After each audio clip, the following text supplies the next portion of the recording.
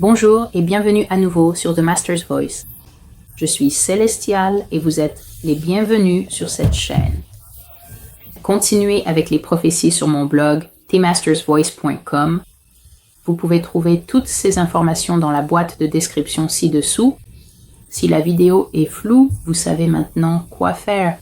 Veuillez vérifier les paramètres dans le menu à 3 points où je pense le long de la bannière que vous devriez voir sur votre téléphone, le menu YouTube. Cherchez le mot « qualité » ou cherchez une petite roue, comme un petit engrenage.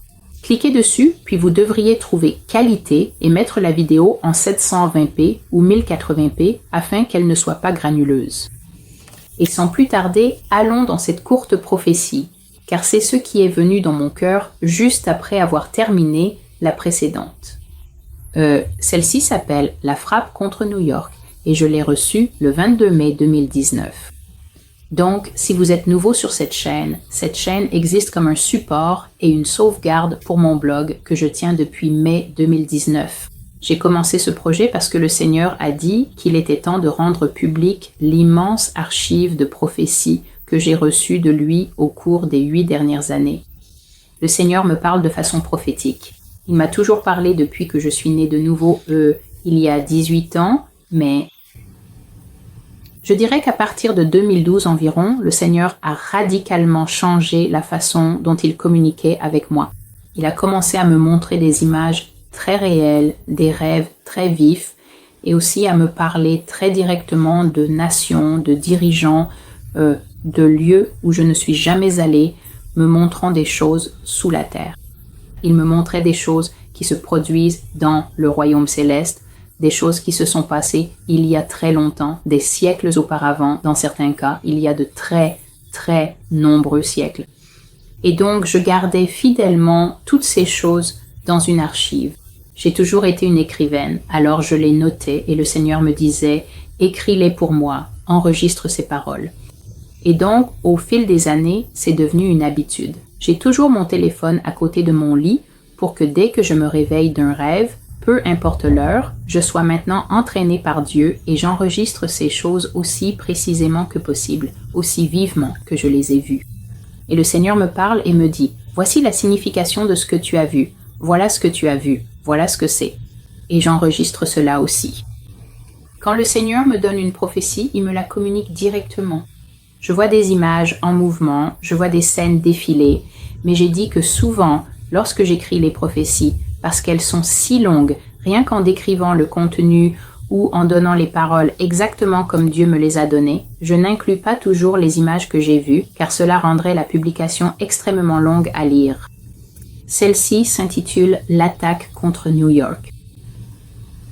Elle date de plus d'1 an maintenant, du 22 mai 2019, et le verset principal était celui-ci, « Les nations confédérées ». Pourquoi les nations s'agitent-elles et les peuples méditent-ils de vains projets? Les rois de la terre s'unissent contre le Seigneur et contre le Tout-Puissant, disant « Brisons leurs liens et rejetons leurs chaînes loin de nous. » Mais le Seigneur, qui siège dans les cieux, rit. Il se moque d'eux et les tient en dérision. Et ceci est une paraphrase du psaume 2, 1, 4. Donc, lorsque vous cherchez sur Google le mot « confédéré », comme dans « Qu'est-ce qu'une nation confédérée ?» cela signifie qu'une nation est liée par un accord ou un traité à d'autres nations. Ainsi, une nation confédérée est une nation qui fait partie d'un traité ou d'un accord avec d'autres nations. Et puis, il est dit qu'être confédéré signifie être lié par le secret ou par un accord secret pour accomplir un acte particulier, n'est-ce pas? Donc, si vous allez cambrioler une banque, vous êtes confédéré avec vos complices de braquage. Pourquoi? Parce que seuls ceux qui vont cambrioler la banque, que vous soyez 6, 5 ou peu importe le nombre, seuls vous connaissez l'intention, seuls vous connaissez le plan, seuls vous savez comment le plan va se dérouler. C'est ce qu'on appelle la logistique et les opérations. Et seul vous connaissez le moment où vous allez faire cela et seul vous savez ce que vous prévoyez de faire après avoir cambriolé la banque. La banque ne le sait pas, les citoyens qui ont déposé leur argent là-bas ne le savent pas, le gouvernement qui dirige le pays dont cette banque fait partie de l'économie ne le sait pas non plus. Seuls les braqueurs de banques le savent, et donc seuls les braqueurs de banques sont confédérés. Enfin, confédéré peut être utilisé comme un nom. Un confédéré est un complice, quelqu'un qui travaille avec d'autres pour accomplir des actes secrets par des moyens clandestins et illicites. Le mot clandestin signifie secret et illicite signifie illégal. Voici donc les mots exactement tels que le Saint-Esprit me les a donnés. La conversation a commencé ainsi. Ils sont sur le point de bombarder la capitale du monde. C'est ainsi que le Saint-Esprit m'a salué lorsque je me suis réveillé ce matin. Prends garde à toi, Céleste, et prépare ta vie, que tout soit en ordre car tout sera minutieusement vérifié. La capitale du monde est sur le point d'être frappée. J'ai déjà dit que cette prophétie date de plus d'1 an et il y en a qui diraient « Eh bien, clairement, tu sais, tu n'as pas bien entendu et tout ça et tout ce que je peux dire, c'est ce que j'ai toujours dit. » La seule chose que nous sachions à propos de la prophétie, c'est d'où elle vient, du moins pour moi. C'est quelque chose qui a été pratiqué à travers l'histoire, mais, à mon avis, il n'existe aucun livre qui donne une compréhension plus claire et plus approfondie de ce qu'est la prophétie et de ce qu'est l'esprit de prophétie que la Bible. Et selon moi, le meilleur endroit pour étudier la prophétie, c'est dans la façon dont on voit la prophétie donnée, reçue et accomplie entre Dieu et les Hébreux, Dieu et les anciens Israélites des Écritures. Dieu est l'auteur de la prophétie, Dieu est littéralement la voix qui prononce la prophétie. Ce sont des choses cachées qui ne peuvent être connues par l'homme, à moins que Dieu ne les révèle. J'ai partagé dans l'un de mes articles de blog où je parlais de la puissance spirituelle, que Jésus est l'esprit de la prophétie. Le Seigneur Jésus est celui qui fait connaître sa pensée à l'esprit humain, comme le mien, simplement en me la communiquant. Mais est-ce que seuls les chrétiens peuvent recevoir la prophétie? Pas du tout. Il y a des médiums, il y a des devins. Les devins sont des personnes qui utilisent des méthodes physiques. Cela peut être des herbes, des incantations, des sorts ou d'autres choses un peu moins fonctionnelles et assez ordinaires qu'ils utilisent pour essayer de discerner ce que sera l'avenir. Donc j'ai récemment donné un avertissement à propos du nombre de chrétiens. Le Seigneur a dit que beaucoup de chrétiens pratiquent en réalité la divination parce que lorsqu'il leur parle, ils ne le prennent pas au mot. Ils ne prennent pas ces paroles au pied de la lettre, ce n'est pas suffisant pour eux. Ils ont besoin de voir de petits signes de confirmation.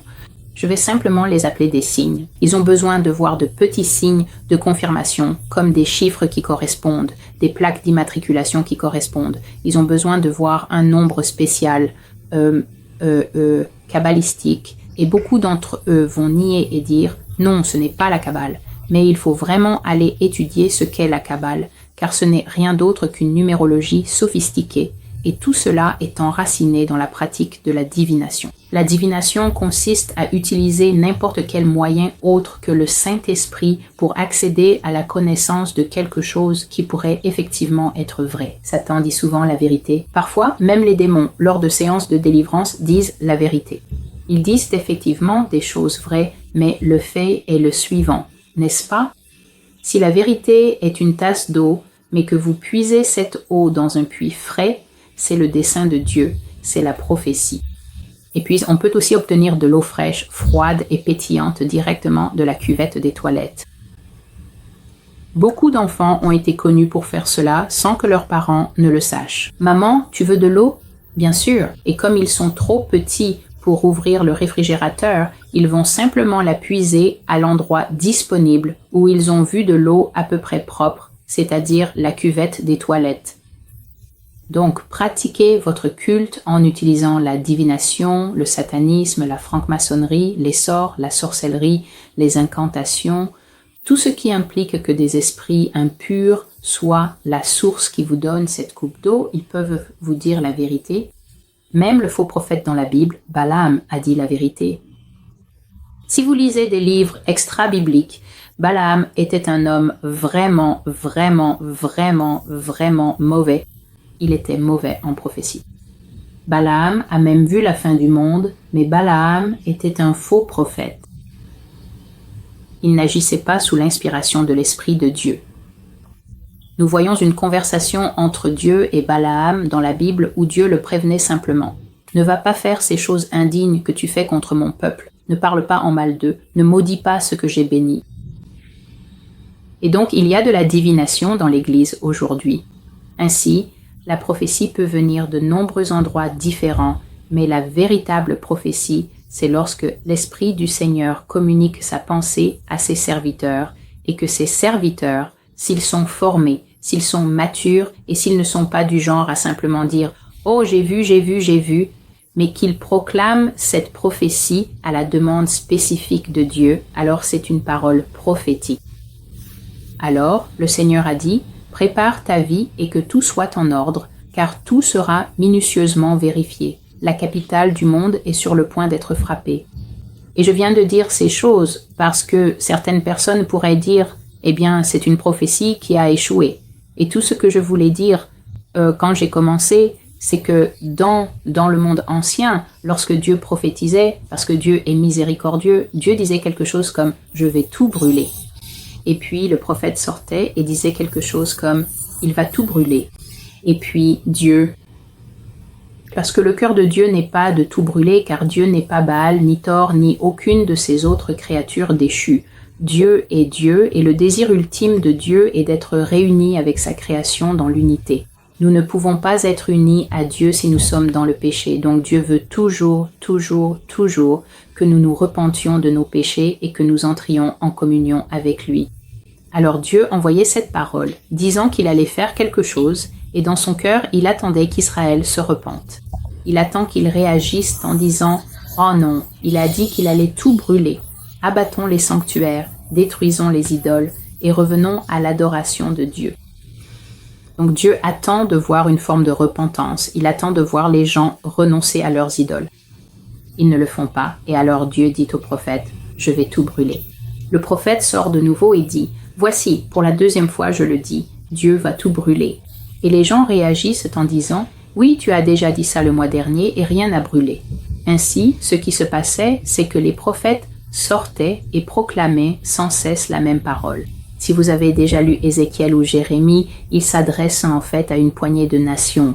Ils parlent à Juda, ils parlent à Israël et ils s'adressent aux nations qui les entourent en leur disant « Dieu a un châtiment pour vous, et Dieu a un châtiment pour vous, et Dieu a un châtiment pour vous. » Et ils répètent ces choses encore et encore, sans cesse, et il n'y a aucune repentance jusqu'à ce que cela finisse par arriver.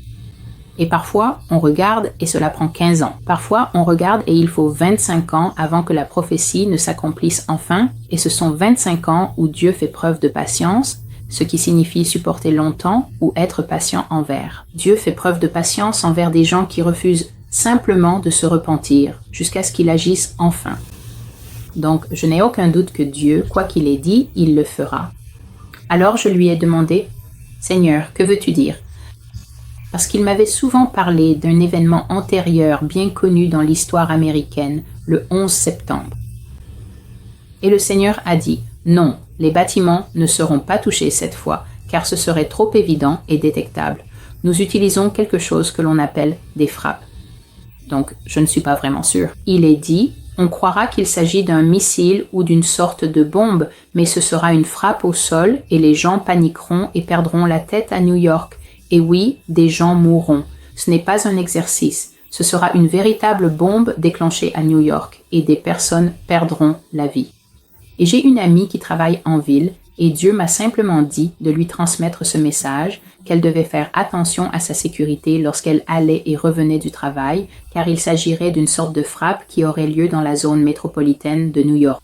Donc probablement pas dans les quartiers comme Staten Island et Brooklyn, mais plutôt près du quartier financier ou dans la partie basse de la zone métropolitaine de la ville.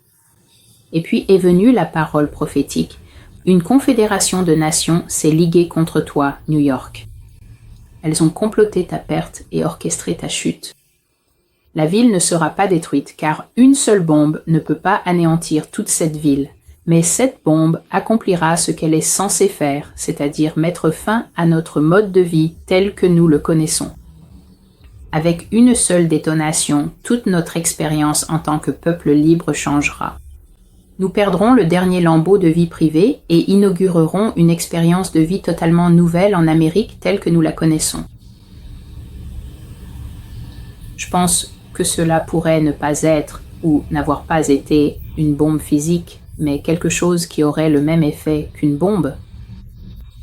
Vous pouvez entendre la parole du Seigneur et en être le juge. Je suis littéralement en train d'avoir cette pensée devant la caméra en ce moment. Nous perdrons le dernier lambeau de vie privée et vivrons un tout nouveau type de vie en Amérique telle que nous la connaissons. On m'a dit que des enregistrements forcés auront lieu à New York, que chaque personne dans la ville sera inscrite sur un registre et recevra une nouvelle carte d'identité nationale. Tout le monde recevra l'une de ces cartes. Ce sera obligatoire, de sorte que même les immigrés clandestins devront obtenir l'une de ces cartes pour justifier leur présence dans la ville. Et voici donc la prophétie que j'ai écrite en rassemblant tous les détails que le Seigneur m'a donnés. Je déclare ce que j'ai entendu du Seigneur Dieu sur son instruction de publier toutes les prophéties concernant les États-Unis maintenant, à savoir, premièrement, il y aura un missile ou un autre type d'attaque contre New York dont le but sera de semer la panique, la terreur et la pression parmi les citoyens de New York. Troisièmement, cet événement inaugurera un nouveau système de vie quotidienne en Amérique. Quatrièmement, tout ce qui sera mis en place à New York finira par être appliqué au reste du pays. Cinquièmement, la législation sur l'immigration va changer. Le défi pour la sécurité nationale et la nécessité de surveiller chaque personne vivant à l'intérieur des frontières américaines deviendront une priorité bien plus grande que de séparer les gens selon qu'ils soient entrés légalement ou non. Par conséquent, une sorte de registre ou de processus d'enregistrement deviendra obligatoire pour tout le monde et il sera progressivement adopté à l'échelle nationale. Sixièmement, les lois existantes sur la vie privée seront fortement érodées à mesure que le gouvernement et d'autres organismes de surveillance étendront leur contrôle à de nouveaux niveaux. Enfin, et ce sentiment général est ressorti dans de nombreuses prophéties, tout cela sera équivalent à un seul jour. La dernière chose, c'est que ce processus donnera l'impression que nous nous sommes endormis et que nous nous sommes réveillés pour vivre le premier jour de ce qui deviendra finalement une toute nouvelle Amérique, mais en pire. Et l'écriture que le Seigneur m'a donnée est « Une vision terrible m'a été révélée. Le marchand trahi et le destructeur détruit. Monte, Élam, encercle-la, Mède, c'est-à-dire les Perses, car tous les gémissements qu'elle a causés, je vais maintenant y mettre fin. » C'est la parole du Seigneur. Amen. Alors merci d'être avec moi sur la voie du Maître. Je continuerai les prophéties de la série Amérique. La série Amérique Veuillez comprendre va contenir des prophéties qui couvrent un large éventail de sujets. Certains de ces sujets concerneront la guerre. D'autres sujets porteront sur le déclin éventuel de l'Amérique. Donc nous allons examiner des prophéties qui parlent du déclin de la monnaie. Nous allons examiner des prophéties qui parlent de la façon dont il y a une main secrète, la main invisible. J'en parle dans une vidéo. Une main secrète qui contrôle en réalité l'Amérique depuis l'arrière-plan du gouvernement. Nous allons examiner le déclin des structures sociales aux États-Unis, comme lorsque le Seigneur dit que la faim et la famine viendront sur cette nation, qu'elle commencera à manquer de biens de première nécessité et que les Américains commenceront à connaître un type de faim que les habitants de nations bien plus pauvres connaissent très bien. Nous allons aborder de nombreux aspects différents dans la série Amérique. Alors je vous remercie de rester avec moi. Je m'appelle Célestial. Ceci est The Master's Voice et j'ai hâte de continuer à servir le Seigneur et à être une bénédiction pour vous. Regardez dans la boîte de description pour tout ce qui concerne le ministère et je vous dis à très bientôt. Merci.